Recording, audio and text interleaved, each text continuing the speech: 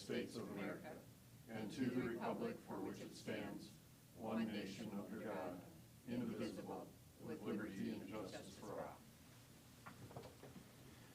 Good morning, everyone. Welcome to our County Commission meeting. It's been a few weeks. Good to see everyone here. Reminder, silence that. We have meeting documents in the corner of by Commissioner Bender down here, and if you need a listening device, ask one of the county staff. Moving on, I'll call our meeting to order, move on to routine business, and look for a motion to approve our agenda. So moved. Second. We have a motion and a second. And 1 second. I'm sorry, Mr. Chairman? Yes. I'd like to amend 2 items. Okay, let's do that. Items 15 and 19. So we have a motion to amend our agenda. Item 15 should state, consider a motion to approve pending legal review and authorize chair to sign an agreement with Koch Hazard Architects for design services. And 19 is consider a motion to approve pending legal review and authorize the chair to sign an agreement with Just FOIA for a records request management program subscription. So we have a motion to amend our agenda. And a second. And a second. All those in favor of amending the agenda? Aye. Aye. Opposed, same sign. Okay, we have an amended agenda. So now I need a motion to approve our amended agenda. Motion to approve. Second. Motion and a second. All those in favor say aye. Aye. Motion carries. I'll look for a motion to approve our commission meeting minutes for November 2nd, 2021. So moved. Second. Motion by Barr, second by Bender. All those in favor? Aye. Opposed, same sign. Motion carries. We have bills to be paid. $4,808,815.46. Move for approval. Second. Motion by Benega, second by Barth. Comments? All those in favor? Aye. Aye. Opposed, same sign. Motion carries. We have numerous reports, the Juvenile Regional Detention Center statistics, the Juvenile Regional Detention Center third quarter report, our sheriff's report, our register of deeds statement for revenue, our Minnehaha County Coroner report, the Highway Department monthly projects update, Human Services third quarter report for Minnehaha and Lincoln County. We do have an auditor's financial report that I think we have some comments that are going to be made. Good morning, Susan. You want to walk us through some of the auditor's reports? Good morning, Susan Beeman with the Auditor's Office. Just wanted to call your attention to a change that you'll see reflected in the personnel expenses for starting in October. We switched to a full accrual method of accounting for our personnel expenses. So now you'll see a full month of payroll reflected in our expenses for personnel, regardless of how pay periods fall. You're probably familiar with how we used to do it, where some months, if we had 3 checks in the month, we'd have 3 pay periods reflected in the month. Now it'll be the full monthly accrual. So for example, our pay period ending October 29th wasn't paid till November 4th, but it was all October hours. So that was fully accrued in the month of October. So you won't see those swings anymore in personnel expenses. So we just wanted to call your attention to that. Good enough. Questions? Anything else? No, that was it. All righty. Thank Makes you. sense. All righty. So we also have Planning Department building permits for October of 2021. All those reports are available and in the book or available in the auditor's office during regular business hours. Moving on to personnel actions. Look for a motion to approve routine personnel actions. So move, Benninger. Second, Bender. All right. All those in favor? Aye. Opposed, same sign. Motion carries. No applications for abatement. We do have notice and request. We have notice of disinterment permit issued, and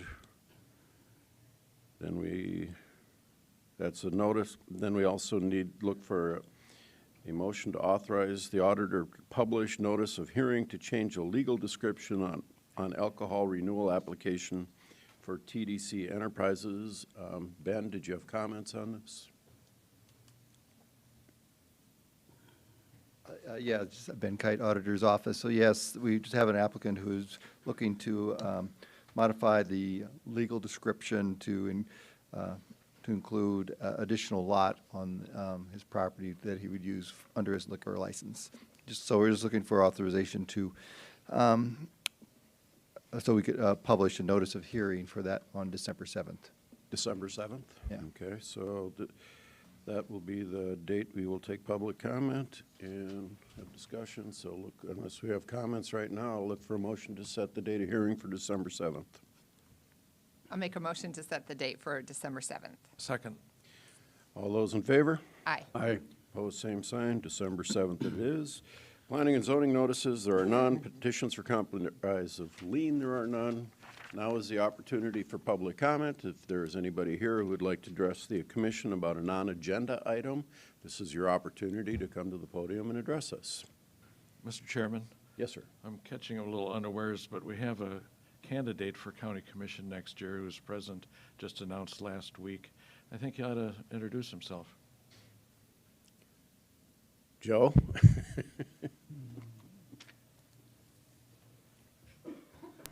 Joe Kipley, 2600 East Slayton Park Circle.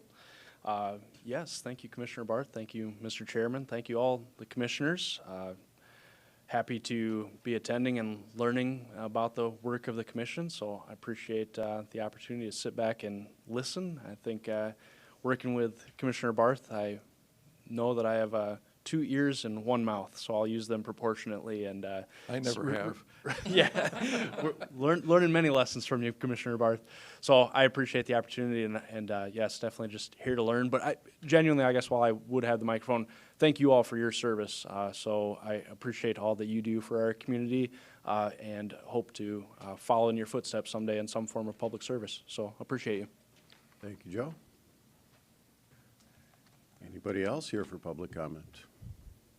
All righty, we'll move on to our regular business. We have a public hearing to consider declaring the property legally described as the Southwest 1/4, et cetera, in Wayne Township a public nuisance and enact South Dakota Codified Law 21-1006. And you are not Kevin, but we will take you anyway. Scott, good morning. Thank you. Scott Anderson, Planning Director, and I'm sort of stepping in at this time to fill in for Kevin. This is an item that was continued. Originally, you had a hearing on the 27th of July. You may recall this. And at that time, you gave the applicant about 3 more months to deal with to abate the nuisance that we feel is located on the property. That gave him all of August, September, and October. Given our schedule, this was the earliest date that we could get it back on the agenda. So it is now the middle of November, which is a little bit more time than we had originally allowed. I inspected the site last Wednesday morning, and I have some pictures to report back to you. I will tell you, I don't believe that, as you will see in the pictures, the nuisance has not been abated. And we will go over the pictures now, and you can see. So this is the property. It's an old farmstead. It's not the entire property that is really the problem that you're looking at here. It's the original farmstead that's located off 467th. And you can see on the left-hand side is 467th, and then you can see the farmstead. There are a number of dilapidated buildings, which you will see in the pictures, as well as I would just call an accumulation of material and debris. So these are the pictures from March. You can see what was there. And May. We've been working with this applicant for a long time. Here's May, June. In June, and then we asked you to declare this a nuisance, and this was the meeting that we held in July, right before the 27th, the hearing date.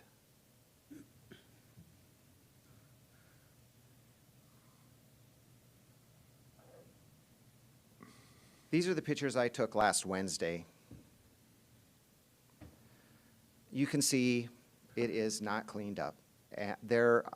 I will just give you a short rundown. There's probably 15 to 20 vehicles there. There are piles of radiators, there's piles of tires, there's probably 40 to 60 tires, there's rims, there's just a host of debris.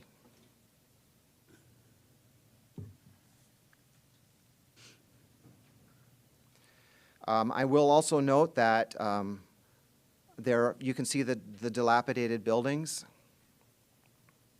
barrels of stuff, and I think that is the last of the pictures. So I'd be glad to answer any questions, but I think we've given this applicant or this property ample time, 6 months, to clean it up, and nothing's been done. So I'd be glad to answer any questions you have. Thank you, Scott. I now would give the property owner, if they're present, time to address the commission about the property. Is the property owner here? If you'd introduce yourself, sir. Good morning, Scott Van Ginkle, representing the Cooley family, 4001 West Valhalla Boulevard. Thank you for the extension for the tenant to get the property cleaned up. Unfortunately, we haven't seen the progress that even we would like to see. However, much has been done since these photos of last Wednesday. Mainly, a majority of the cars are removed. The landlord is scheduled to have Sioux Construction come in starting Monday to remove the structures that Kevin and I agreed that have to come down. If the tenant still has stuff, you know, on the yard, I guess that's up to you how you want to handle that, whether you want to have Sioux remove that or, you know, give him a little more time to take it down, but we will have our portion done by the end of next week. All righty. Thank you, sir. Any other comments, questions from the commission? Okay. Do you have a signed contract with Sioux? I do. I have the contract. I can also have that emailed over to whomever I need to. Okay. I guess I'd like to see a copy of it. Carol, can you get us a copy of that? This is not the signed version, by the way, but it is our invoice, or excuse me, our bid.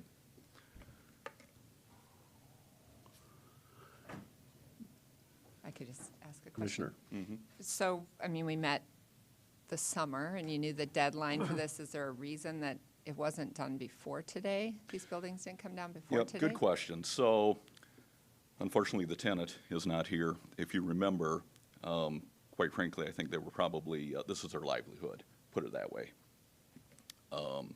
Repairable vehicles, things of that nature. So what we did is we gave them the opportunity to clean it up. We didn't want to go in and start taking things down and get rid of stuff that we thought was valuable to this person, because there is some value to it, so to speak. So we did elect to wait. I've been keeping Kevin Hoekman up to date on everything that's been taking place up to this point. We have met out there a couple of times.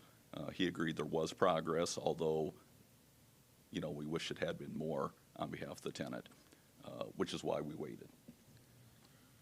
And at this point, we're going to move forward. Okay. Commissioner Benega? I think we also asked the last time we met if he had an opportunity to have a license for what he was operating out there, and I think he responded that he did not. Has that changed? You know, I cannot answer that, quite frankly. You clearly stated that he should remove everything if he's going to operate a business and you know, move it someplace where he can. I do not know the answer to that, quite frankly. Thank- So the property is zoned A1 agriculture. What he is doing there is not a permitted use, and it is in violation of the zoning ordinance. And we would not, there is no mechanism or method for him to obtain approval for that, because a salvage yard, basically he's running a salvage yard. At best, he's operating some kind of a repair business. I wouldn't call it a repair business. I would probably call it a salvage yard, but it's really not even a salvage yard. It's just, there's a lot of debris there. And so it is zoned A1 agriculture. What he's doing there would never be a permitted use. Okay. Commissioner Barth? Mr. Chairman, following on with Scott's comment, junkyards are an endemic problem in our county. And you know, it's one thing to have a couple of vehicles, but when you have dozens and dozens, you know, what's happening with the fluids, you know, the antifreeze, the oil, the gasoline, you know, we don't need another Superfund location. Not that this would fall to that category, but that's what we're talking about here. Groundwater could be contaminated, wells poisoned, and that doesn't even count, you know, the other concerns of the neighbors with critters, skunks, raccoons, whatever, propagating themselves and wandering the area. It's very tough for our planning department on these things because we also have the issue where people, once it's cleaned up, just begin to accumulate again. And it's might be more of a mental situation than a economic activity thing. But anyway, I just wanted to make that comment. Okay. So anybody else here to comment in favor of the property owner or in defense of the property owner? Can I just ask one more question? Please. So I'm curious, since you represent the owners of the property, do the owners have the opportunity to terminate the lease with the tenant, given the illegal use of the property? Yes, that is correct. That discussion is taking place right now, and we've elected to postpone that until the property gets cleaned up. Quite frankly, we will hold the tenant accountable to clean it up. If we evicted them at this stage, we're afraid that we'd be stuck with everything, quite frankly. So it was a lesser of two evils to get the, hold the tenant accountable, so to speak. And that decision has not yet been made, whether they will be able to stay or not. Because the bill goes to the property owner for what the land or the tenant is doing. Yep, So that is correct. So we obviously know that the landlord is going to be accountable for the cleanup of the physical structures and so forth. And quite frankly, you know, if we need to, you know, clean up the tenant's mess, we'll have to get reimbursed on that. Okay. Other questions or comments? I have a question for the state's attorney. If we move ahead with a public nuisance and enact the South Dakota codified law, and when does that become effect? It becomes effective when you declare it to be so today. So, Okay. if you set a date specific in that order today, then it's whatever date you set, but otherwise it's today. Thank you. So we could, to clarify that, declare it a public nuisance, but declare it a public nuisance to be, say, next Friday. Or is it effective that the date that we declare it, we can't name a date? Yeah, I'm still not sure I'm understanding the nuance of the question, but if you're worried about when it becomes effective, it's essentially effective the day you pass that and make that decision. So it will be today. Okay. If you set a date requiring it to be completed, but you've already given them that extension once before for additional cleanup, so that And the reason I ask the question is if we declare it a public nuisance today and it's cleaned up next week and, you know, it's going to take your office, Scott, several weeks to find somebody, if weeks might be, and at that point that you go out next week and it's been cleaned up and you say, well, we don't have to do this anymore, what, is there a bill or what do we do at that point? The tale of the two Scots. So typically what we would do in this situation, if you declare it a nuisance and they get it cleaned up to our satisfaction, the nuisance is abated, then it's done. And we don't charge people for our time. There is no bill for the many, many times that we've been out to the site. The only time there's ever any kind of a charge is if we actually have to hire a third party to go out there and physically start picking up stuff and cleaning and whatever charges they incur or whatever they charge us is what we end up having to pay. That is placed on their, that's like it's like an assessment. It goes on their taxes. They have to pay that before they end up paying their property taxes for next year. So we are assured that that is paid first before their property taxes. Answers my question. Thank you, sir. Okay. Other questions or comments of Mr. Van Ginkel? We can probably assume that we'd use the same contractor regardless. the likelihood of doing that, whether it's the county or us. You know, what I can say is, you know, I will send over a signed copy of the contract that they will start. And I'd appreciate We are a couple that. weeks behind, quite frankly, due to weather as well, which, you know, did give the tenant an opportunity to get things cleaned up. What I would say is, let us get it cleaned up, have it re-inspected again, and, you know, if it's not to your satisfaction, then I guess at that stage, you know, we've done what we can, and then we need to deal with the tenant. Commissioner Bender. So I'd say, in response to that, that in a lot of respects, the landlord, the owner, is responsible for this. They've knowingly allowed this to continue for an extensive period of time and have not taken the actions necessary to stop the illegal use of the property. And I've lost patience. Okay. So I'm not very sympathetic at this point. Anybody else here that would like to speak on behalf of the landlord first, okay?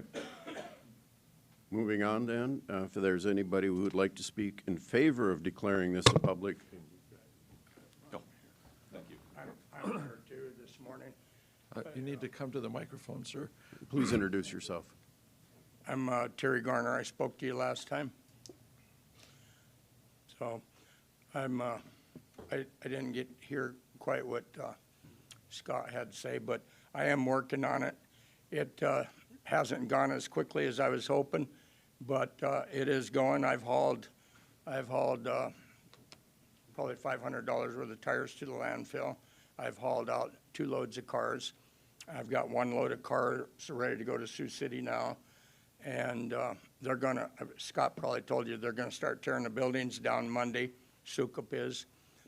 And it'll, once that, anything I haven't got out of there is gonna go when the buildings go. So by this time next week, it should be 100% better. I've had 2 burn piles I burned in the last 2 weeks. We've had some calm weather, and I got that burned up. I am working on it.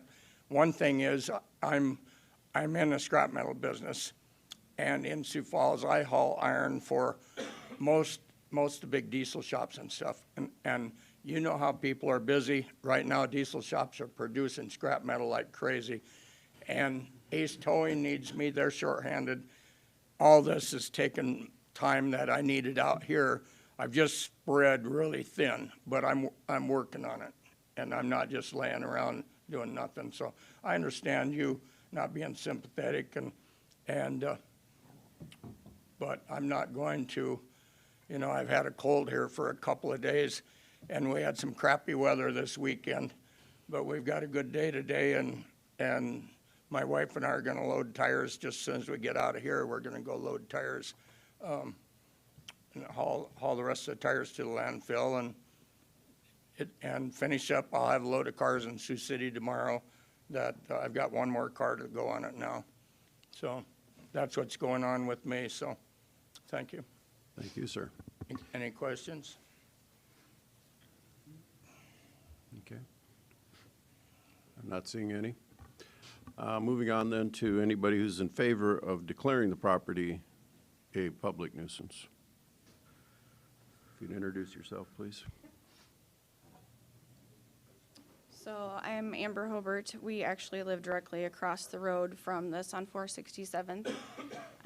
I guess you guys have lost patience. We've beyond lost patience. I mean, we have to look at this every day. This is the same song and dance that happened the last time that we were here. Oh, I'm busy, I'm this, I'm that. The bottom line is he's running a business. It doesn't belong there. And everybody else around it has to suffer because of it, with whether it's animals or just plain the place looking like a disaster. It's far from cleaned up. And they knew this was the date. They were given time before that, and here we are in this exact same situation. So we would ask that this does get declared and that they are forced to clean it up. Thank you, ma'am. Anybody else? All right, I'll turn it over to the commission for consideration.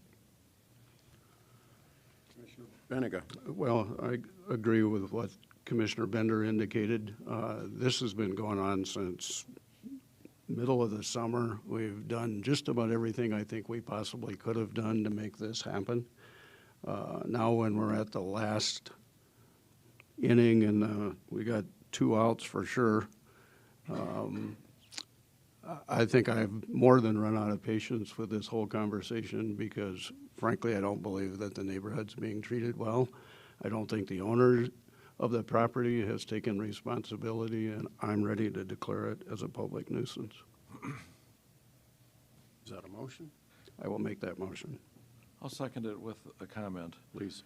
I think we should allow Scott Anderson, our planning director, some latitude as far as on the cleanup, assuming that Scott Van Winkle, starts his machinery going on this. Maybe Mr. Anderson wouldn't need to.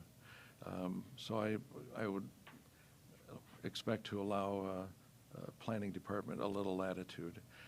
That said, I'm a little reminded of when people sell stuff on contract for deed and their tenant runs up, liens against the property, and it's too bad. But at some point, the landlord has an obligation to keep it square and not be a hazard. Thank you, Commissioner. I guess my only comment would be that this estimate that we were given is from October 1st, 6 weeks ago. So I'm ready to declare this a public nuisance and if you can get it done before we can hire somebody, and I know it'll take us some time to hire somebody, get it done, period.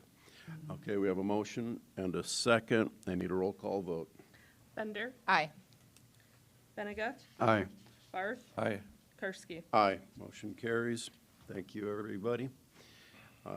Moving on then, we have a Chuck Martinell from our 4-H office for a presentation. Good morning, Chuck. Doesn't seem like it's been that long since we've seen you.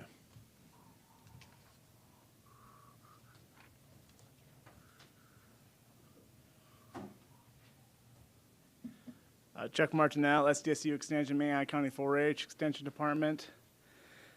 Good morning, everyone.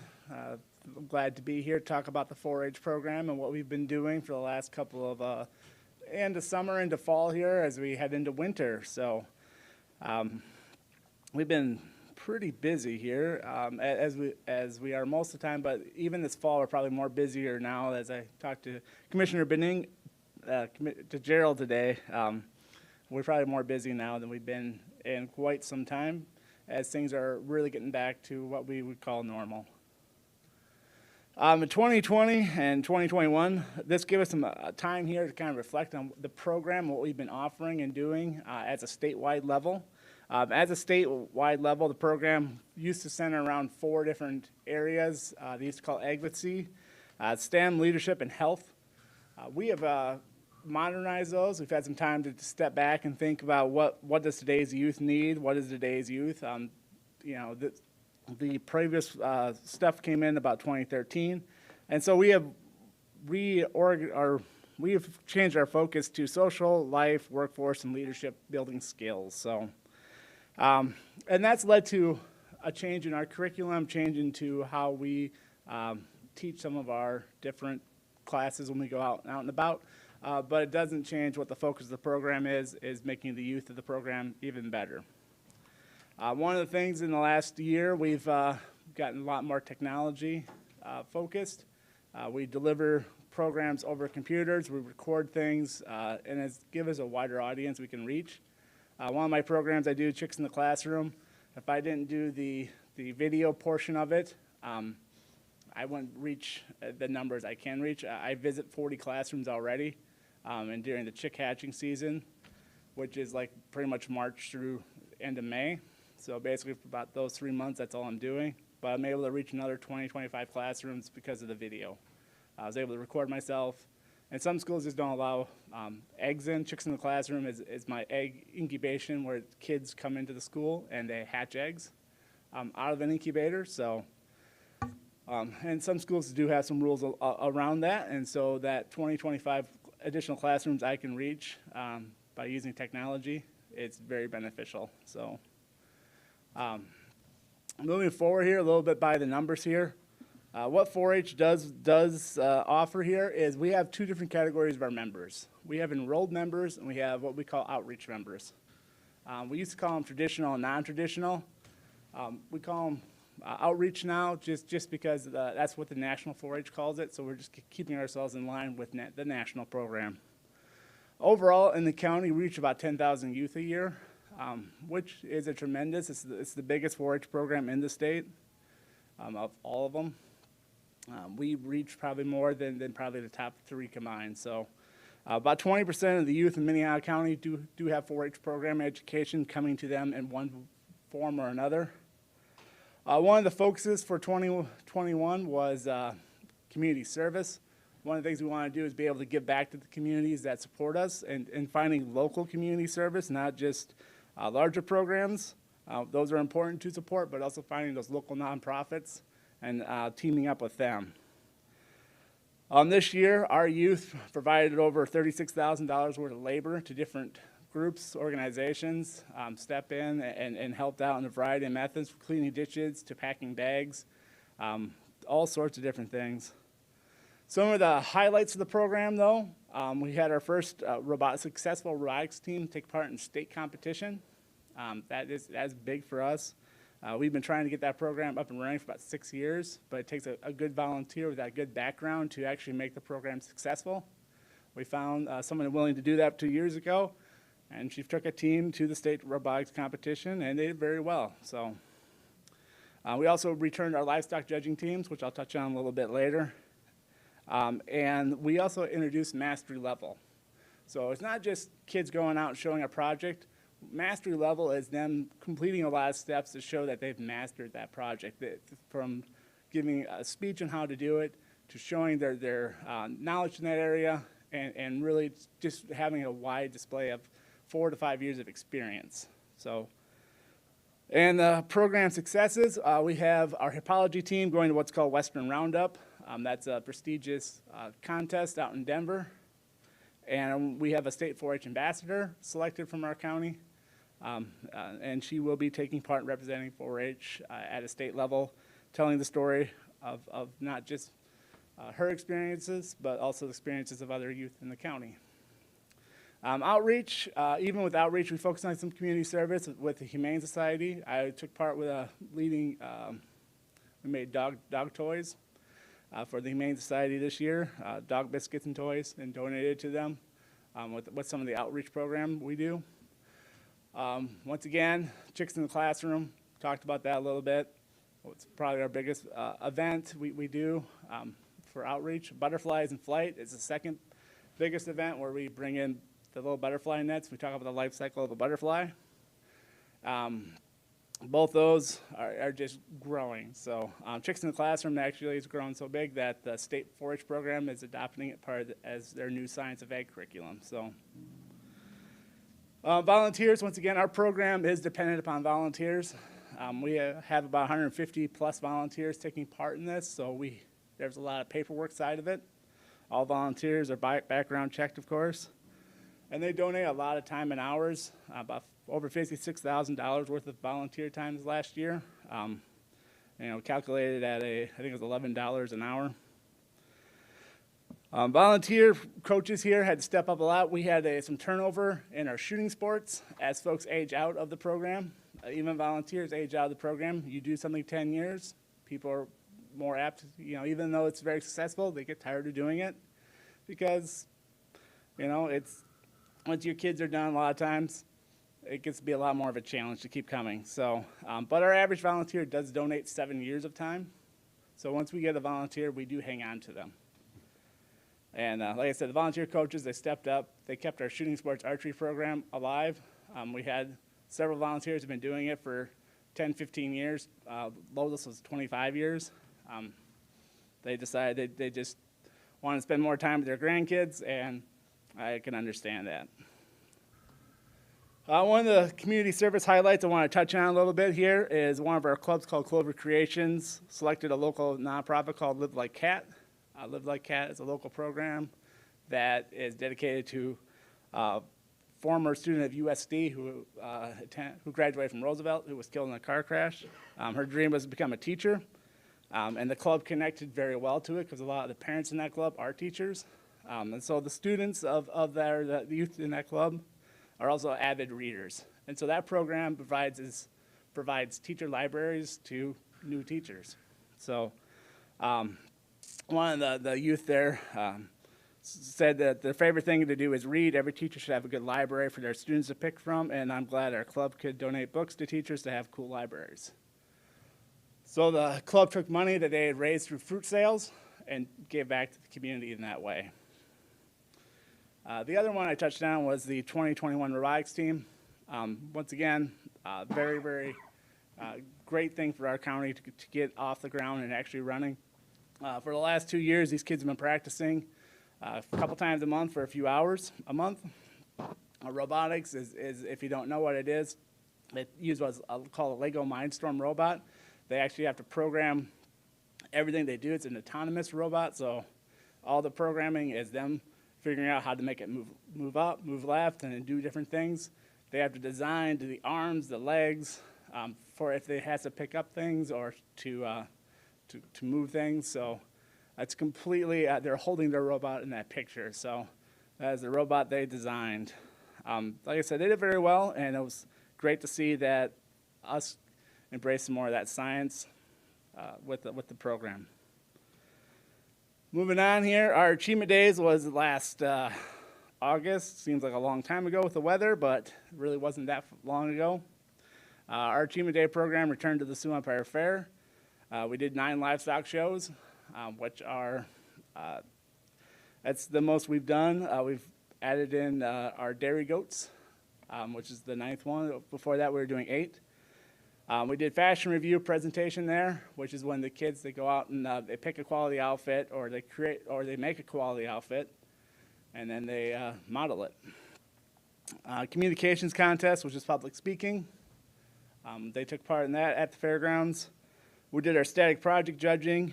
One of the most important things about our static project judging is interview judging, which the kids get firsthand experience getting interviewed by a judge, being asked questions, and then having to answer them back to the judge and getting feedback. Chuck, is that my goat? Sorry. Oh, They got sorry, my goat. I heard Mike. my old ears. And the last thing we offered was livestock judging contest. This is really, really a nice thing that's been added to the fair also. We bring in local youth from the area, plus our own local livestock judging teams. The last thing to kind of touch on is our state livestock judging. This went away back in like 2010 before I started. It's taken a long time to find, once again, volunteers who are knowledgeable enough to teach kids with livestock, who have patience with kids to teach them about livestock. And we had 3 full teams of kids take part in the state contest, and they did very well. Overall, finishing most of them in the top 5. Our beginner team finished in the top 6. But we had a lot of individual award winners as well. That's a picture of the kids who take part in livestock judging, plus their coach. So, like I said, it was a nice return to some of our roots. And I just want to say, once again, thank you for your continued support. And if you have any questions, I would love to answer them.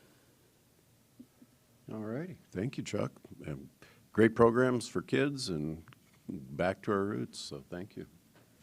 Question, Mr. Yes, Chair. sir. So do you get any support from the municipalities, including Sioux Falls? I knew you were going to ask this one. No, we did not. We get county support, state support, but we do get community support through the businesses. Aren't there quite a few clubs in the city of Sioux Falls? Not as many as you think. Okay. There's only like 1 or 2 actually are centered in Sioux Falls. Thank you. Most of them are spread out throughout the county now. And I think that's a great point. I mean, you don't have to be a rural resident to be active in 4-H. No. I was going to say, we have a lot of kids actually in the Hartford and Colton area. We have a lot of kids who live in those communities who take part, so it's nice. And in Brandon, too, actually. There's a huge club centered in Brandon. which is surprising to me. And the 4 H's stand for? The 4 H's, heart, health, hands, and head. There you go. Said slow down and think. All righty. Thank you very much, Chuck. Thank you. Moving on, we have a presentation from Amy Carter with the Children's Inn. Good morning, Amy. Morning. Thank you for the opportunity to be here this morning. With me, I have Carl Jagaris. He is our Chief Operating Officer at Children's Home Society, and I have Sarah, who is a survivor and will be speaking with you as well. So, let's see here. So I know you are very familiar with Children's Inn, so I won't go through all of the details of our services, but this slide just shares the services that we provide, and most people tend to know us for our shelter services. We are the only domestic violence shelter in the 5-county area, serving Minnehaha, Turner, Union, McCook, and Lincoln counties. So we are able to provide immediate emergency shelter for victims of domestic violence, stalking, sexual assault, human trafficking, child abuse and neglect, elder abuse. Really, any victim who has experienced some sort of abuse is eligible for our services, and our services are free of charge. We don't charge for anything. A couple statistics here I'll share. This chart is there's a lot going on here. The darker columns are specific to Minnehaha County. The other columns are all of our all areas and all services that we provide. And I will note for 2021, that should be September of 2021. The stats are through September, not October. But you can see here, this year we've sheltered 759 individuals altogether, 508 of them being from Minnehaha County. That's actually up about 10% over 2020. The total number of individuals that we've sheltered is up about 10% over last year at this time. Just to comment, with shelter, we are providing everything from obviously the safety that they need and the reason they come to us, but food, clothing, personal items, transportation, childcare. We offer counseling. All of those things are within that shelter stay for individuals, and people can take advantage of as much or as little of what we offer while they're staying with us. The other item I would point out on the graph here is the last column, our crisis calls and crisis in person. Those are individuals who are calling our 24-hour crisis hotline or just showing up at our door needing crisis services. And this year, we have provided 4,673 of those interventions, which is up 15% from last year. And last year, I would just note that with COVID, our number of crisis calls was up significantly from the year before already. So that's a pretty significant growth in the crisis services that we're providing. With that, I'm going to invite Sarah up to share with you a little bit. She's joined us today to talk a little bit about her experience with domestic violence and the services that she's received at Children's Inn. Morning, Sarah. Good morning. Hello, everybody. My name's Sarah Brody. I'm from Kansas City, Missouri. About 5 years ago, I met somebody, and my life changed, and I thought that things could not get better for me. We traveled all over the U.S. together. We rebuilt his house together, and when I found out that I was pregnant, things dramatically changed. When I was 6 months pregnant, he choked me and told me that if I tried to leave him, that he would kill me. When I had the baby, he told me that if I wanted to leave, that I could, but the baby was staying with him. When the baby was 4 months old, he pushed me into the wall while I was holding the baby, and I grabbed the baby in the diaper bag and I ran out the door. The police would not help me because I didn't have any bruises. They said that I was very emotional and that it seemed that I was just upset because he had been cheating on me, and that basically they were not going to help me. The police report indicates that I was emotionally unstable, and basically that he didn't do anything wrong. I left him and I lived with a friend for a while, but he kept tracking us down and finding us. He had a lawyer contact me and say that he just wanted one night a week, and every other weekend he was willing to pay child support. And at the time, I felt like I had no other option because he's the father, and I'd rather have something on paper with him so that he couldn't take the baby from me. He had been very violent and threatened me many times, throughout my pregnancy and after the birth of the baby. Things that I would have never imagined would have happened to me before getting pregnant. So I agreed to letting him start seeing the baby again, and went over to his house one day, and he just lost it. He beat me until I was black and blue. He left a handprint around my throat. He pulled a knife on me. He held me hostage the entire night. My children were inside of his house during this time. He told me that if I screamed and woke them up, that he would make sure that they had nightmares for the rest of their lives. I didn't think that I was going to live through that night.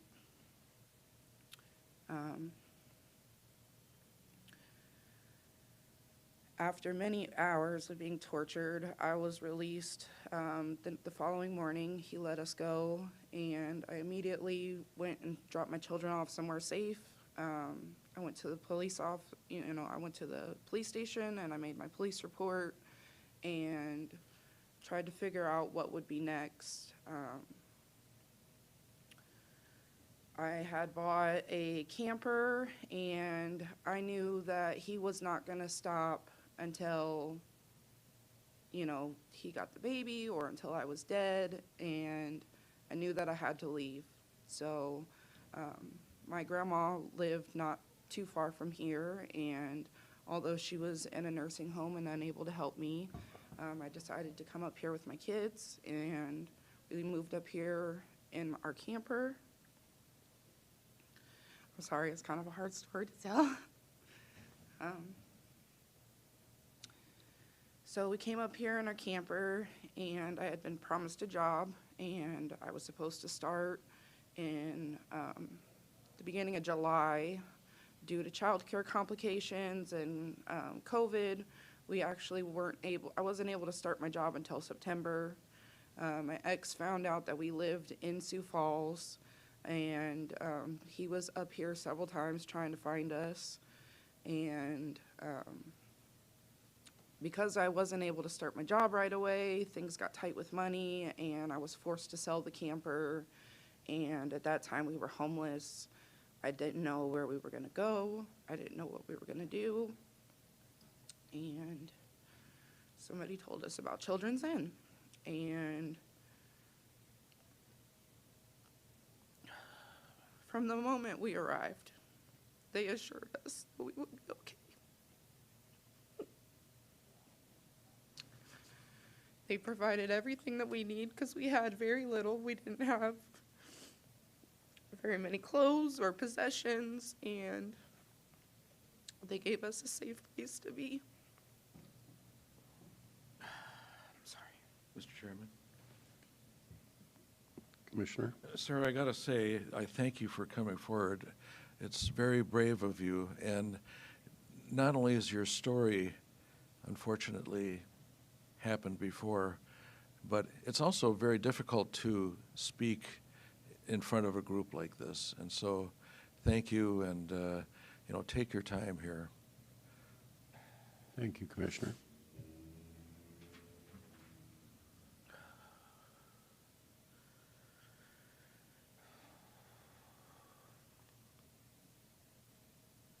Children's Inn provided us with the resources that we needed to get back on our feet and find housing. And although I unfortunately was fired from my job shortly after moving into our housing, I was able to start my own business, and I just celebrated 1 year as a small business owner. My oldest son is Student of the Month at middle school. He's taking high school biology classes and high school algebra classes in 8th grade, and is one of the top students in his school. And all my kids are excelling, and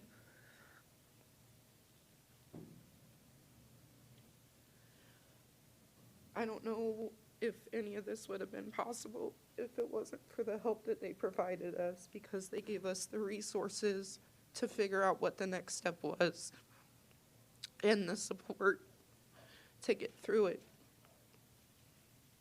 Especially during the times where my ex was in town, you know, trying to find us.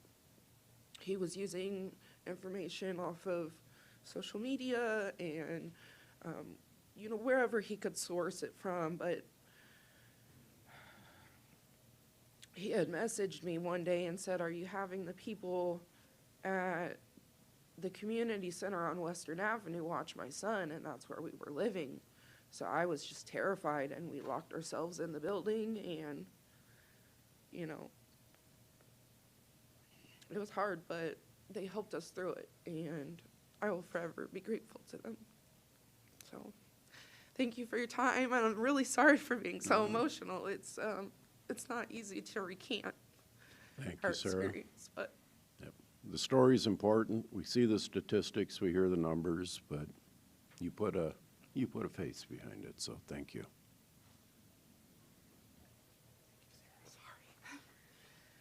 I want to commend Sarah for her bravery in telling her story, and thank you for taking the time to listen to that very important story. So I'm Carl Jageris, Chief Operating Officer of Children's Home Society.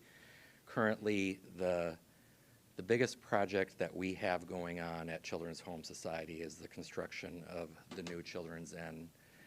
And I'll just tell you, after listening to that story, I retired in 2020 as the police chief in Rapid City after 25 years in law enforcement, and had a front row seat to domestic violence and the challenges that law enforcement and communities faced, and especially when children were affected. And so I can't understate the importance of the Sioux Falls, Minnehaha County community being innovative in being ahead of the curve to ensure that we have proper services for future victims of domestic violence and children by supporting our efforts to build this new facility that is greatly needed. There's so much excitement with all the growth that's happening, but it's so critical that we have these services in place as the growth is happening, not after the growth occurs. So we provided some statistics on our budget. Currently, our budget for Children's Inn is about $3 million, which about half is through charitable support. We are forecasting with our new building that over time it will grow to about a $4 million operating budget annually, of which it will increase our charitable support needed to 62%. So we're working very hard to shore that up. We are engaging counties and the city of Sioux Falls, and many of you have actually been to the Children's Inn. I thank you very much for that. So we have a capital campaign going on right now through our foundation that is going well, but an important part for us is to make sure that we can sustain our ongoing operational costs. So that's why we're here, to remind you of the importance of our partnership with Minnehaha County. We couldn't do the work that we're doing without your support, your financial support. And I'll just close it by sharing that our building project is underway as we speak. We anticipate a move-in late fall of 2022. The construction cost is just under about $11 million, of which we are working to fundraise half of that as we speak. I just throw that out there because I know that there is the possibility of CARES Act funding being available or maybe coming available, and I just ask that you keep us front of mind as those possible one-time funding opportunities might come your way, to consider engaging with us to see if we could be a fit for that, because if we're able to receive one-time funding to support the building, that will help us sustain the operational costs indefinitely. So with that, thank you very much for your partnership, and again, thank you, Sarah, for sharing your story. Thank you, sir. Questions, comments? Any questions? Keep doing the work. Thank you. Thank you, and thank you for always giving us this opportunity and for your never-ending support. We appreciate it. Thank you. Excellent. Thank you, Amy. All right. Our third and final presentation of the day is from our Development Foundation. And Bob, I feel bad you get to go follow that, so it's a little more difficult, but do your best. Thank you. Bob Munt, the Sioux Falls Development Foundation, and kudos to Sarah. That is a tough story to tell and makes my job pale in comparison to that. So again, appreciate the opportunity to present to you. I do not have a PowerPoint presentation, but I did bring our annual report along. So if I could bring this forward.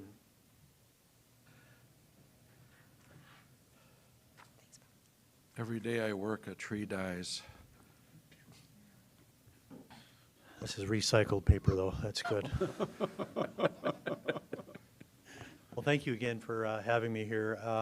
It is a pleasure for me to be able to report to you today about our past year. As all of you know, it started out a little bit sketchy in the middle of a COVID epidemic, and we're trying to move this whole community forward, our whole area forward. So about a year ago is when we announced the Amazon property sale, and the fact that Amazon was coming to Sioux Falls. And so that project has continued to grow, has continued to be under construction.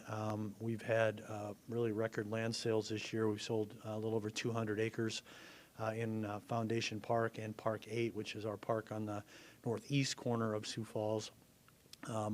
We have companies that are wanting to come to South Dakota. They're wanting to come to Sioux Falls in the region, and so it's been exciting to work with them. Some of those companies we have said, yes, we want you. Some of those companies, in all honesty, we've said, I'm sorry, but you can come, but you're not going to get a whole lot of help because those jobs just aren't going to get filled. Our job target right now is at about $20 to $22 an hour. Those are the ones that we work with and work to try to incent here. A lot of our work has been done with existing companies, trying to keep them healthy in this environment, making sure that they have what they need. Again, we've been successful. We've created those jobs. Those jobs will be coming over the next probably 3 to 4 years. And so we're hoping that we can continue to build up our workforce development efforts to accommodate those jobs. In our workforce area, we have kind of a three-pronged approach. We start down in the junior high, middle school area with STEM initiatives, with career connection or career initiatives, kind of showing kids what jobs are available, what skills they have to have in those jobs, and trying to kind of getting that into their heads about what they need to be looking at and why they're going to school, the importance of education in getting those types of jobs. In high school, we have programs centered around the high schools, one called Career Connections. It's a piece where we have over 400 students. These students are kind of the targeted students that are that third of our population that really doesn't have a plan after they graduate from high school. And so what we try to do with Career Connections is to plug them into those careers. We have about 400 students this year, about 25 companies that we're working with. Those students actually get a chance to go into those companies, meet and talk with the different folks, the different skill sets in that particular company to find out what it is that they do inside those four walls and kind of what skills it takes to be able to do that. It kind of helps match them up a little bit with some of the interesting things that they may be interested in. And so in the second semester then of their senior year, they're able to then actually pick a company and pick a career within that company that they then become kind of an intern, if you will, in that particular company to do that type of job. And then, of course, after their graduation, the company has the opportunity to either hire them on directly to help them with continuing education, to kind of do a combination of the two so that they're out there working, but they're also getting educated at the same time. So it's a program that, again, is trying to plug in people into those particular job categories. The third, the other leg that we have targets kind of the colleges, universities, tech schools, community colleges, those types of things, where we're recruiting those companies or those students in. We do a lot of that electronically because of the distance between our employers and those schools, and so we have a very active e-commerce type of system that we have in place where we do a lot of seminars online, we do company tours online, we do company interviews online. All those things are happening to try to bring those students here to Sioux Falls. And lastly, certainly not least, we have a program that is really directed at human resources and human resource professionals and their connections to colleges, universities, and tech schools in their career counseling programs to really do a best practices audit, if you will, of what companies are doing now to obtain and retain their employees, the types of things that they're doing internally, whether it has to deal with work environment, benefits, anything else like that, and the sharing of that information to make our employers here in the region the preferred provider, preferred employers. And so doing a lot of that. We just completed our Win in Workforce Summit last week. I got about 400 people came to that, had some great opportunities to network on that. And the last thing I'll say on workforce is we've really kind of pulled out all the stops in what we do for workforce and recruiting. This last summer and fall, we did a program called Work Sioux Falls. We actually did a printed piece that we inserted into 4 major metropolitan areas, including Minneapolis, St. Paul, Fargo, Omaha, Council Bluffs, Sioux City, and Des Moines. We reached roughly 800,000 people in that distribution.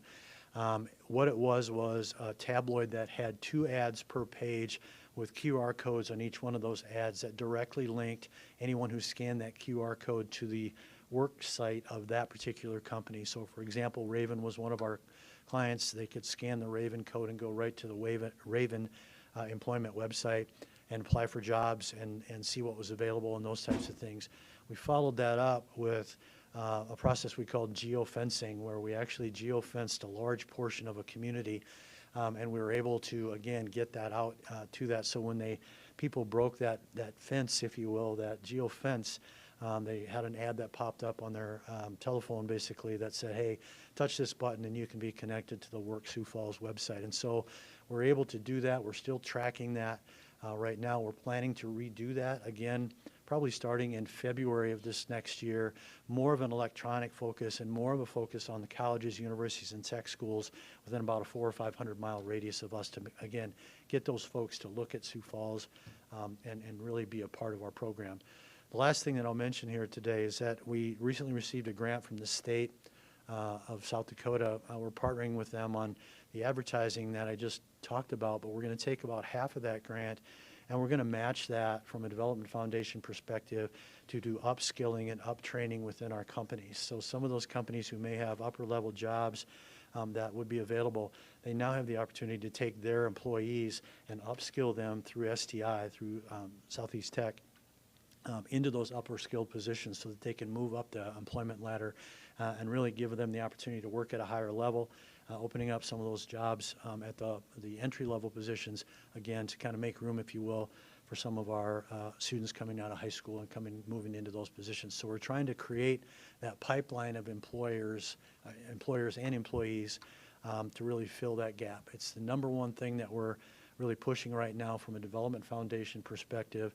And then along with that comes all the other fun things that you all hear about in the areas of housing and childcare and things like that. And, you know, we're trying to play a role in that. We don't necessarily want to take the lead in some of that because that's not our area of expertise. That's not our lane, but we certainly understand the issues that come about when you're trying to employ all the people that you can, but you also have childcare to look at, housing, those types of things. So again, working on solutions behind the scenes with some of that stuff, but really trying to really build what we're doing from a recruitment standpoint from the areas of industry to those higher level, higher skilled jobs and employment bases, and then taking a look at our employment and how do we kind of fill that pipeline to fill that as well. So those are really kind of the 2 major issues that we're dealing with right now. And we've had a good year. We've had some good land sales, but we have some challenges ahead of us when it comes to filling those jobs over the next 3 to 4 years. So we'll be working with those companies individually to make sure that they have the workforce that they need, and we'll be working with our existing companies to make sure that they also have the workforce that they need. So with that, I'll open it for any questions that you guys might have. Thank you, Bob. Questions? It's the only one that comes to my mind. Who or what organization? I mean, we talk about the growth in Sioux Falls and Lincoln and Minnehaha and Turner and McCook counties, our MSA. Does anybody track the demographics, you know, where they're coming from, their ages? I mean, is there anybody who has a firm grip on that number? Yeah, we try to do that. The Department of Labor actually has a tracker that does that, so it's actually online, so you can get on the Department of Labor and find out those numbers. I don't know how they get that information, so I don't know necessarily how exact it is. Our Board of Realtors also tracks a lot of that information as far as people coming in, where they're coming in from, where they're moving in from. I don't have those statistics with me here today, but certainly we know kind of where they're coming from, and you know, we don't know what jobs they're taking. We just know they're coming here from those particular areas and assuming that they're taking the jobs that are available. Mr. Chairman? Please. You know, I think that's, looking at the demographics coming, it's so important, and finding housing, that's so important.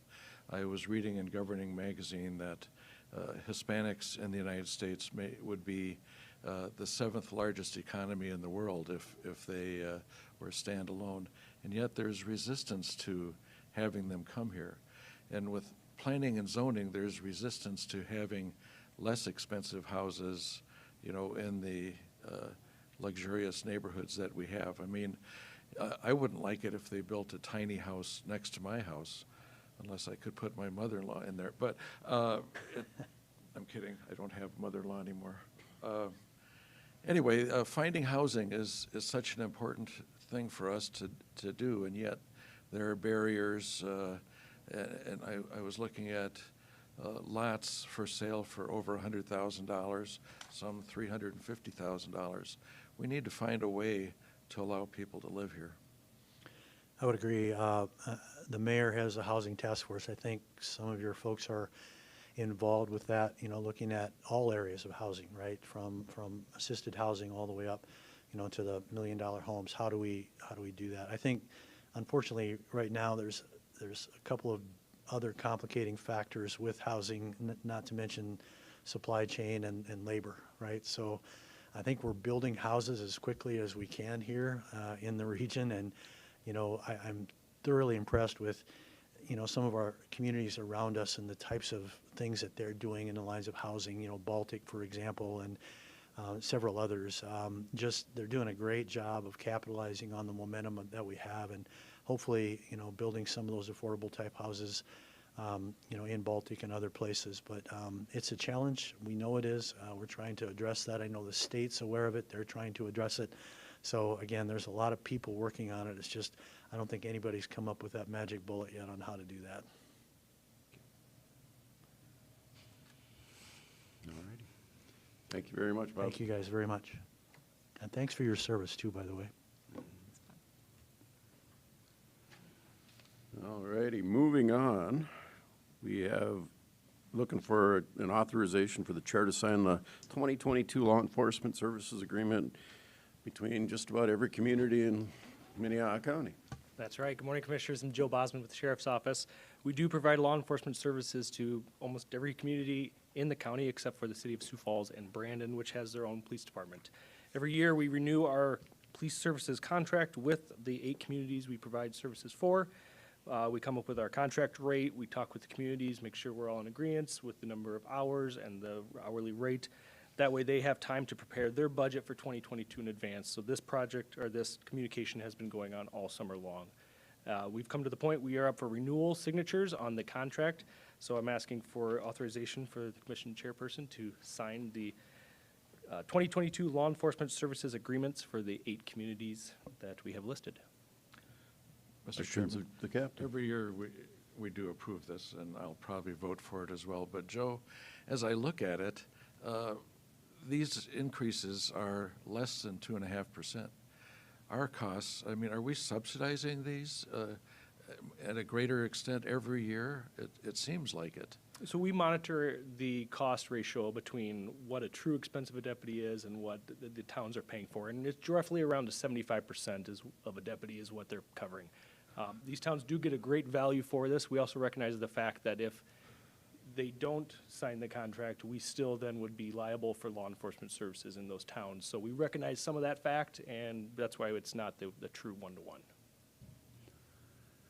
Commissioner Benega. Captain, have the hours that each of the community has requested, have they changed? This year, they're staying the same. The last one to change would be Hartford, when they, as growing, increased their hours to be almost that of Del Rapids, where we're pretty much providing close to 24-hour coverage in those two towns of Del Rapids and Hartford. Thank you. I also think this is a win-win for those communities, the county, sheriff's department, allows us to have more deputies, and just, like I said, win-win every way I look at it, so I'm very supportive of it. Look for a motion. So moved. A second. Motion by Barr, second by Bender. Call the roll. Benega. Aye. Barth. Aye. Bender. Karski. Aye, motion carries. Thank you, Captain. Thank you very much. I saw a question in your eyes there, Captain, if how I was gonna vote. You keep digging a hole, Commissioner, I swear. Consider a motion to approve the pending legal review and authorize the chair to sign an agreement with Cook Hazard Architects. Good morning, Mark.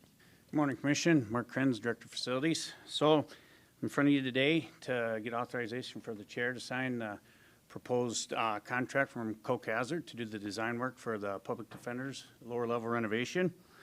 I contacted Cook Hazard to draft a proposal to perform the design work in the lower level, and this scope consists of basically a complete demolition with construction of new walls, and currently there are 10 existing offices down there, roughly 170 square foot per office. Redesigning with the new county standards of 100 to 120 square feet gives us an additional 5 offices in that space. Contract fee for the proposed design is not to exceed price of $32,500 with reimbursables, which include printing express and incidentals not to exceed $1,000. Attached to the memo, you'll see I gave an updated proposed floor plan for the lower level. Are there any questions? Would make a motion to approve the Second. agreement. Pending legal review. Motion pending legal review. Commissioner Barr seconds. Correct? Okay. I hear his head shaking. All those in favor? Aye. Opposed, same sign. Motion carries. Thank you, Mark. Look for authorization for the Highway Department to purchase a 2022 Ford F-150 through the state South Dakota procurement contract in the amount of $30,615. Can I get one of those trucks for that price? Don't we all wish so, sir? Yes, okay. Good morning, Commission. In 2020, the Highway Department had budgeted to replace my predecessor's vehicle. For financial reasons, they waited till next year. Once he left, staff surplused his Yukon to the JDC and decided to wait until I was hired to replace the vehicle. I'm driving a 2019 F-150 that's suitable for us, so this is just to replace the vehicle that previous superintendent was using, and that will be used by your engineering staff for inspection. I do need you to introduce yourself. I'm Steve Guron, I'm the highway superintendent. Thank you, Sorry, Steve. sir. Just for everybody's information. All righty. So, any questions of Steve? Commissioner Bender. I just would say I'm very supportive of this. This is an item that we've been aware of for a while and waiting for the new highway superintendent to be here. It's a very reasonable request in my mind, and I'd make a motion to approve. Second, Benega. Motion by Barth, Bender, second by Benega. All those in favor? Aye. Same sign. Motion carries. Thank you, Steve. Yep. The auditor's here for authorization to register Minnehaha. Oh, no, backing up. Authorize the chair to sign the SDDOT utility right-of-way certificate for project MC 2110, structure 5333066 rehab. Jacob, you're taking Jacob's I'm place. taking this over for Jacob. Once Okay. again, Steve Groen, Highway Superintendent. This is as routine as you can get. The South Dakota Department of Transportation, through the Bridge Improvement Grant process, requires Minnehaha County to give them assurance that all necessary right-of-way and easements are going to be acquired, and that the South Dakota DOT will not be responsible for any utility relocation costs. This project is a redecking of a bridge on County Road 103 just south of the city of Sherman. This project does not require any easements or land acquisitions, and in addition, South Dakota DOT will not be responsible for any utility relocation costs. So we're just seeking your approval to have the chair sign these for us. Make a motion to approve. Bender? Second. Motion by Bender, second by Barth. All those in favor? Aye. Opposed, same sign. Motion carries. Thank you, Steve. Now moving on for the auditor's authorization to sign the register in Minnehaha County for the opioid settlement. I Yes. butchered that, but please. Ben Kite, Auditor's Office. So yes, I'm here today to ask you to authorize me to register for the opioid settlement. There's a national settlement that the state of South Dakota has asked us to participate in. Once the state has agreed to participate, they also ask for subdivisions within the state, that being the counties, to also participate in. So the more participation they have in the state, the larger amount of the settlement proceeds that we're going to be eligible for. So South Dakota estimates that we will the state of South Dakota, receive about $50 million from the settlement, with the three pharmacies and one manufacturer. That was be spread out over 18 years, and used for, I guess, mitigation of opioid impacts. The sheriff's office also has somebody here to speak on this, if you'd like. Thank you, Ben. Good morning. Good morning. Jeff Gromer, Chief Deputy with the Sheriff's Office. When this was being presented, wanted to take an opportunity to offer the Sheriff's Office support for this enrollment, as well as just kind of mentioning some of the various things in the Sheriff's Office we've implemented for opioid remediation or mitigation. Early on, the Sheriff's Office recognized that the community was seeing a problem when we instituted our Narcan program, where all the patrol officers in the county carry Narcan in their cars. It's available in multiple areas throughout the jail.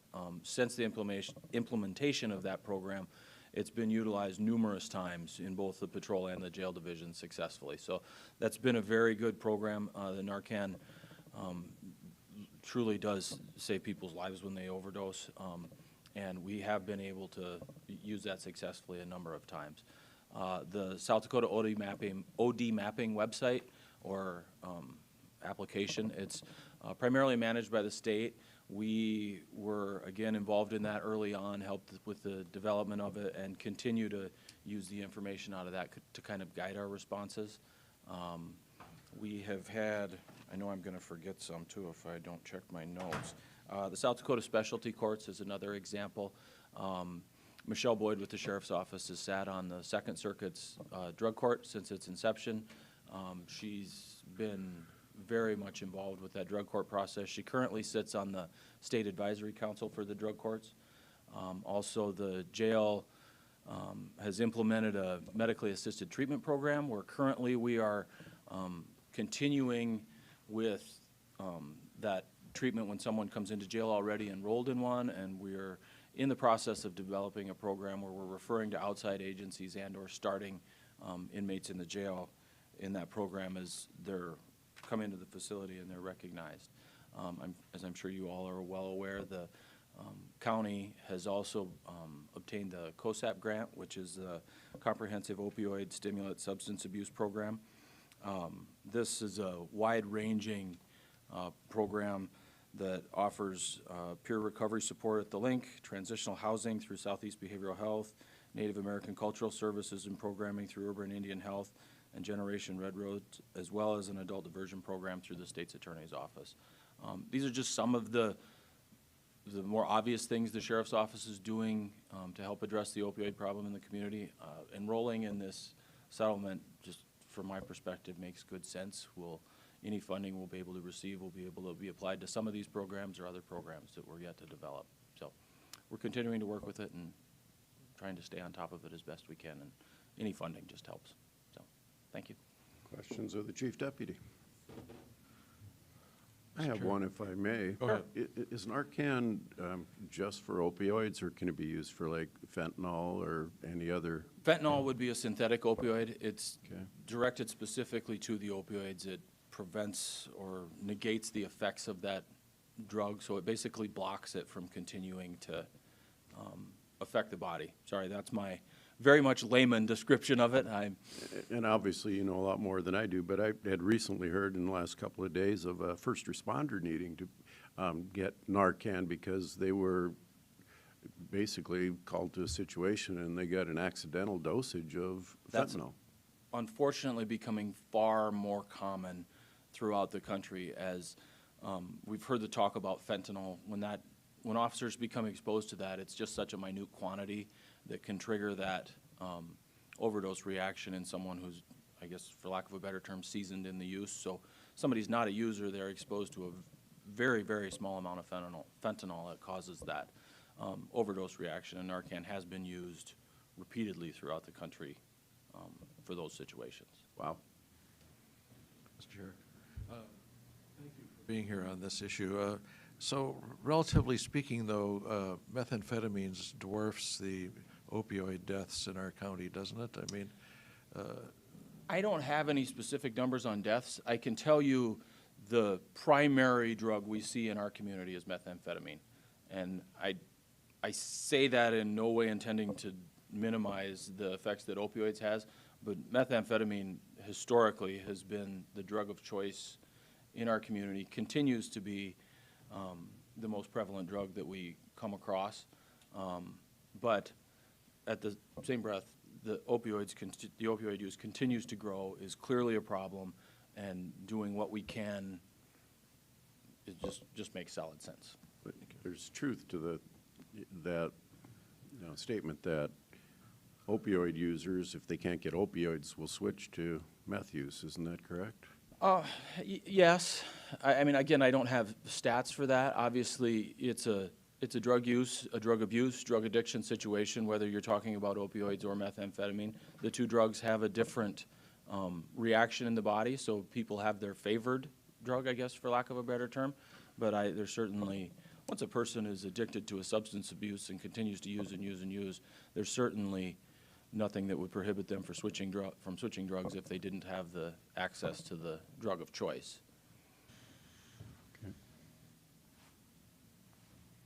All righty. Okay. So, Mr. Chairman, could I just throw out a couple comments? Please. In no way to undercut the previous two presenters. I also encourage the commission to adopt or join the settlement. I just want all of you to be aware that right now there's significant doubt as to whether or not there actually will be a settlement or whether any of the money will actually come to the counties or whether it will simply go to the states and then they will distribute pursuantly. There was a recent case in California where a judge ruled that the companies are actually not liable, at least not to the counties that brought the case. So this is not to say don't join the settlement, but just don't count your chickens before they actually hatch. So it allows us to participate. Right.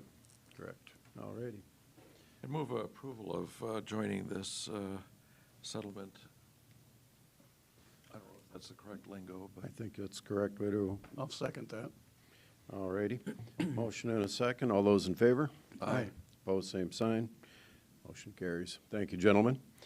All right, Mr. Kite, pending legal review, authorize the chair to sign an agreement with Just FOIA to describe to a records request management program. Yes. What are we talking about? So, during my time here, we've been reviewing all of our processes, and one of them that we've identified is we've called FOIA, Freedom of Information Act requests, so open records requests that we get from citizens throughout the year, and it's a process that can be, we've tried to automate it internally with our own systems, but finding that it gets a little unwieldy, right? Especially when we had lapses in turnover. We found that we had a kind of a single point of failure when we had one person managing this. So I've been kind of reviewing some solutions, came upon this vendor and a couple other vendors that specialized in managing these type of open records requests. Basically, I think what it does, it allows us to drive citizens who have questions for us or requests for information to a website where they can submit those requests. That gives us the opportunity to manage those much more efficiently. It also allows us to more easily share that or push that request for information to the appropriate departments as they come in. We get several requests for open records. We probably go about 100 a year, but those are not one-time interactions with those citizens. Usually they can anytime between 1 and 100 different communications with those requests as there's follow-up and clarifications and that sort of thing. So lots of interactions for this. So as I looked at these solutions, I could see how this would allow us to manage these requests. We do have a responsibility to respond to citizens within a certain period of time. And of our current process, we don't have no way of knowing how we're meeting those timelines. So I looked at this, found the solution, and then with the ARPA funds, this purchase of this application would qualify under ARPA as we allows us to deal with citizens in a kind of more of a distant situation. I've provided you the costs of those, but I would ask for your support to approve the chairperson to sign that agreement pending legal review and approval. Questions, comments? Your office handles all FOIA requests for the county? Yeah, as a general rule, yes, we do handle. There might be some that go directed to the sheriff's office that we might not see, but yes, we handle all the FOIA requests. I would make a motion to approve. Second, Bender. All those in favor? Aye. Opposed, same sign. Motion carries. Thank you, Ben. All right. We have a resolution to rescind Resolution MC 2057 Property Tax Payment Plan for parcel 035525 for owner of record Howard Thomas. Yes. So, yes, back in July of 2020, you approved that Resolution 20-57 for property owner Howard Thomas and the outstanding property taxes of $18,301.16 with payments that they're supposed to make of $508.37 per month. Mr. Thomas has made one payment of $500 in this period of time. I've spoken to him a few times. It's clear that he doesn't have any desire, at least, to follow up on the plan. I think he's might be incapacitated at this point, not be able to make payment. But yeah, I would recommend that we rescind this tax payment plan and allows us to move forward however we might choose. Mr. Chairman, I make a motion to rescind Resolution MC 20-57. Second, Bender. Comments? I have one. Okay. I'm disappointed not in the property taxpayer, but that we weren't told by the prior auditor that these plans weren't coming together, and I do appreciate you following up on these, Ben, and keeping track. I mean, we were basically kind of going way beyond the norm of how we collect property taxes to do this, and I was taking it on comments made by prior auditor that these things were actually working and happening, and from what I've seen, they're not. So thank you for bringing them to us and letting us fix this, because it's only right for all the property taxpayers in Minnehaha County. So appreciate it. Call the roll. Barth. Aye. Bender. Aye. Benega. Aye. Karski. Motion carries. All right, resolution approving the tax deed property sale of parcel 48244.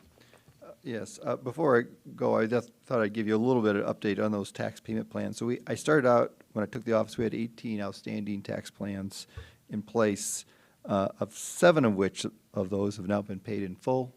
We've rescinded 4 of those. One of those that we rescinded actually, once they got the notice, paid it in full. So we have 8 remaining that have been paying on a regular basis, and we hope to have those completed, sometime in the near future. They are paying? Yes, they are Thank paying you. regularly. So then, yes, our requests to approve the tax deed sale. So on September 25th, the auditor's office held an auction of surplus property related to tax deed properties that we acquired, the treasurer's office had acquired. So on November 10th, the purchaser of parcel number 48244, CAM Companies, remitted to the auditor's office the balance due on that property. So they had won the auction for a sale of that property at 212 West Russell for $41,600. They provided us a down payment of $4,160 and paid the balance due of $37,440. So if we could approve the resolution, that would allow us to issue a quitclaim deed to CAM Industries and get that property back on the tax roll. Mr. Chairman, so they'd have to pay us the balance due before we gave them the deed, right? Correct. Thank you. And they have Make done a that. motion to accept this. Second, Bender. Motion and a second. Call the roll. Barth. Bender. Aye. Benega. Aye. Karski. Aye. Motion carries. Thank you, Ben. Liaison reports. Anybody have any activity that they're needing to follow us up with? Chairman, last night, the townships had a meeting here, and in attendance were our new highway superintendent, our new auditor, and Jacob Maris from the highway department. And honestly, they had not met since 2019. And so, they had lots of info from the last year.